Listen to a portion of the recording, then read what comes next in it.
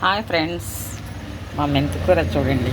ఒక అడవిలాగా ఎలా ఉందో మా మెంతికూర గార్డెన్ అండి ఇది.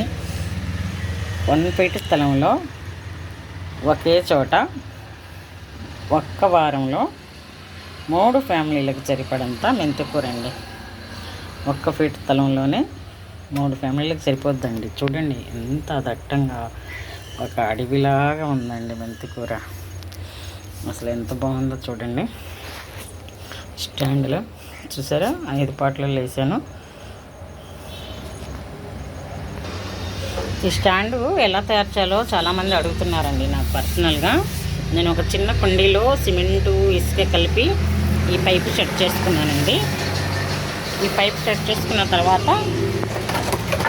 ఈ పైపు సైజు మనకి హోల్ పెట్టుకోవాలండి. టీ గ్లాస్ ఉంటుంది కదా, టీ గ్లాస్ అడుగు భాగం కాల్చి హోల్ పెట్టేసుకోవాలి. చూడండి ఈజీగా.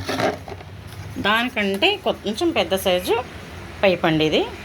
మనకి ఎన్ని ఫీట్లు కావాలంటే అన్ని ముక్కలుగా చేసేసుకొని ఇలా పెట్టుకోవటమేనండి.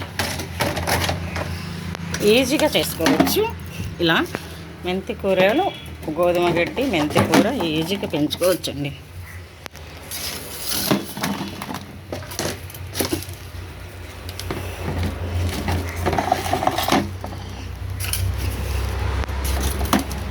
నేనైతే ఇవి గోధుమ గడ్డి కోసమే చేశానండి, ఈజీగా. మళ్ళీ దీనికి హోల్స్లు కూడా పెట్టానండి. చూడండి చాలా హోల్స్లు పెట్టాను నేను, 10 దాకా పెట్టాను సన్నటివి. తక్కువ ప్లేస్లో తక్కువ మట్టితో ఎక్కువ పంట తీసుకోవచ్చండి. చాలా సులువుగా ఈజీగా చేసుకోవచ్చు. చాలామంది అడుగుతున్నారండి, అందుకని వీడియో చేసి పెడుతున్నాను.